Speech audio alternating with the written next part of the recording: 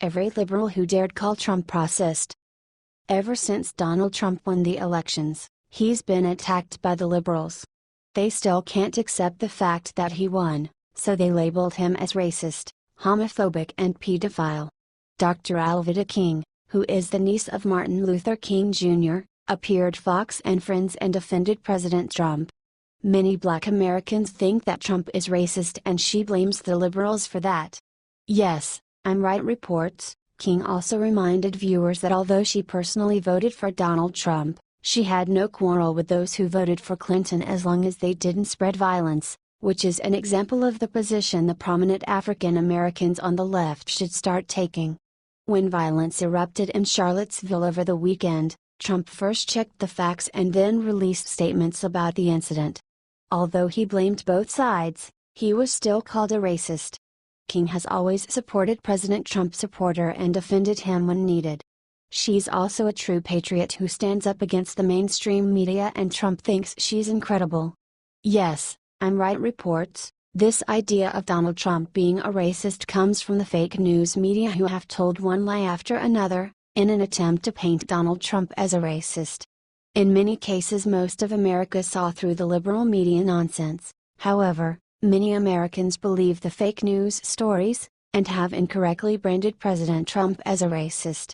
Trump even condemned racism at the inauguration, but it appears that nobody remembers that. King believes that Black Americans think negative of President Trump because of the fake news from the mainstream media. President Trump praised King at the National Museum of African American History and Culture. He said that she's a fighter of justice, and he also thanked her for saying the nice things about him. This proves that liberals will say anything to show President Trump in a negative light to the public. However, there are many people that support the president, such as King.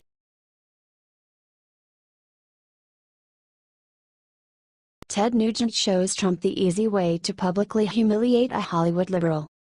Rock musician and conservative commentator Ted Nugent had some brutal words for singer David Crosby. Crosby called out Nugent for being not good enough to be in the Rock and Roll Hall of Fame.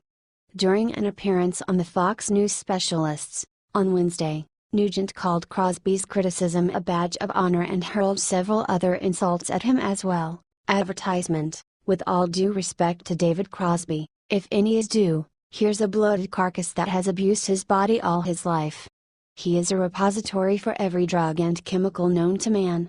And if he doesn't have that much respect or soul, then his criticism of me is a badge of honor. He can kiss my A. Crosby and Nugent's feud began because Ted Nugent told a radio host in Albany that the Rock and Roll Hall of Fame didn't induct him because he is a conservative. Seems reasonable enough. He specifically referred to Rolling Stone co-founder Ian Winner. Winner is a very overt liberal and hates the Second Amendment. She is also a part of choosing the inductees. I'm on the board of the directors of the NRA, National Rifle Association, Nugent said last week. Jan Winner hates the Second Amendment, so that's the only reason I'm not in the Rock and Roll Hall of Fame. Advertisement: when questioned on Twitter about Nugent's claim, Crosby dubbed Nugent as an a-hole and said that it was Nugent's lack of talent that stopped him from entering the Hall of Fame. When Fox News host Ebony Williams asked Nugent whether he would be in the Hall of Fame if he were a liberal, Nugent said he would be too stupid to carry on a conversation if that were the case. What do you think?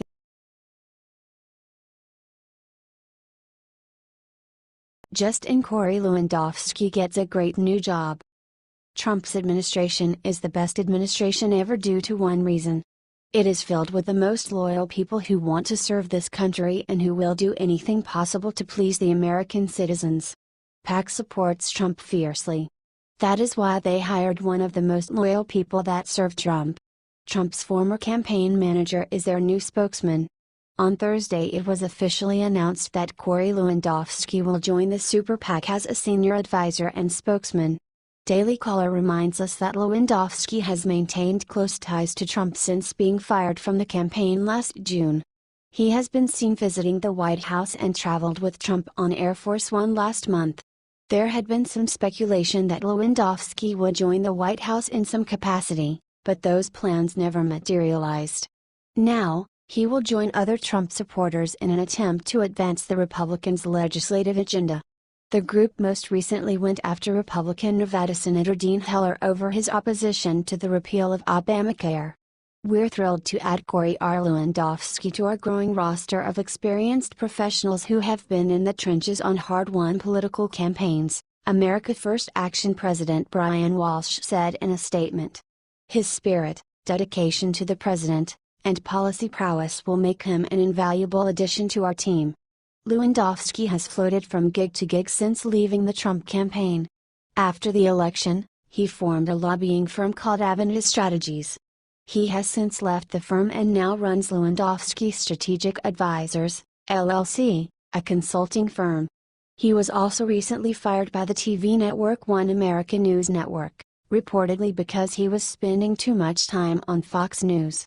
It is a great honor to join the team at America First Action, Lewandowski said in a statement. I look forward to working side by side with these talented individuals to help advance the Trump agenda and elect people who support making America great again. We definitely need more people like him in order to win the war that lefties started. President Trump is blessed to have a friend and supporter like Lewandowski. This strategist has a sharp and positive mind. Congratulations, we wish you the best.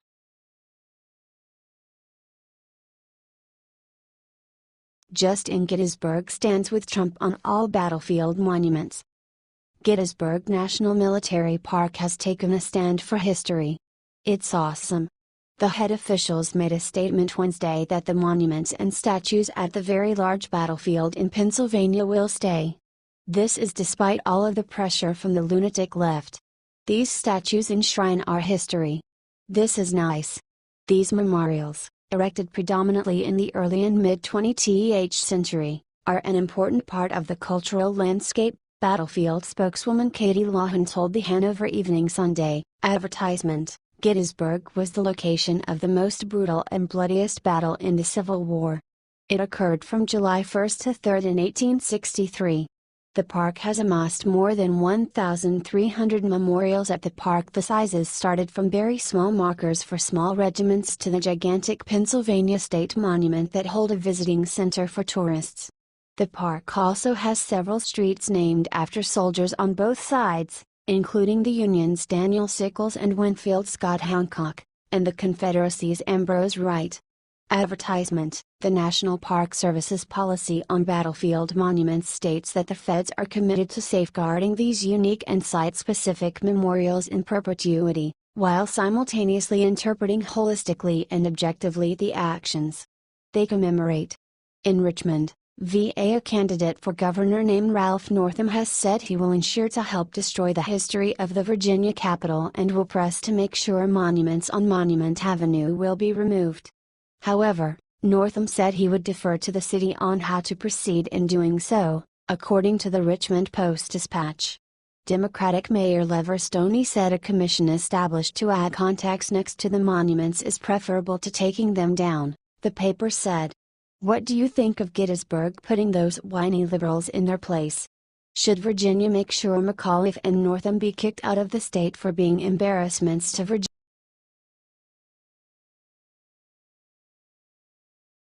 NAACP leader stuns every liberal in America, admits Trump's right. One of the leaders in the National Association for the Advancement of Colored People, NAACP, just stunned liberal America and admitted Trump is right about the whole Confederate statue issue. They are part of our history and not all history is pretty or agreeable to everyone. Advertisement: If we actually taught our children history, not only we would not have this to deal with, the NFL players would not be taking a knee during the national anthem. Those who forget their history are doomed to repeat it. If local governments of the federal government wants to remove them, that is their right. But to try to make this an issue when the real issue is race and how we need to treat each other better no matter who you are. Advertisement: And one of the leaders of the NAACP came out and rebuked the liberals and agreed with Trump, and it's got a sting. She is not supporting Trump, not on your life, but she is honest enough to admit the liberals are wrong in this issue. And that in their hysteria people stop listening to them. That they are falling into the trap they always fall into when they consumed by phony outrage and a manufactured issue is entirely predictable, as it is sad. When a topic that deserves debate, serious debate because there are always two sides to every issue like immigration, they ruin their credibility with their hysteria. According to the Daily Caller, local NAACP chapter president Esther Lee came out and agreed with Trump on this distraction of an issue. "I think it's all senseless. All senseless," Lee said. "You know, we're 108 years in as Nakbers and we might think things would improve, but they do not. You know we still have this factor about black and white. Correct, we have come a long way but we have miles to go yet." She reflected on the statue controversy saying, "You know that's history. That was in that point in time. You can't eliminate what history is. So I disapprove with young people local pulling down those statues." Lee then put everything in perspective, and if the Democrats are smart they will listen. A young woman died. 2 officers were murdered in a plane crash, and all for what? Because somebody in their mind decided, we don't need to look at that anymore. It shouldn't be. Correct. It shouldn't be, and the debate should not how we treat statues but how we treat each other. Something Trump knows and it seems the Democrats do not.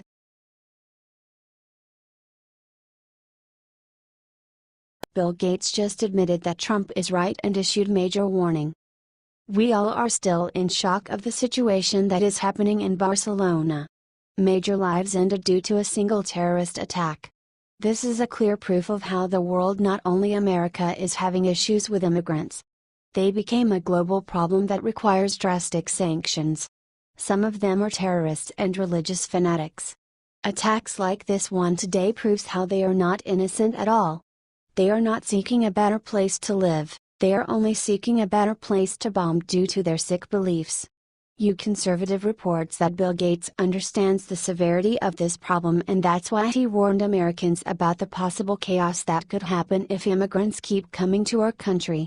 The Microsoft founder showed his support for President Trump's ban.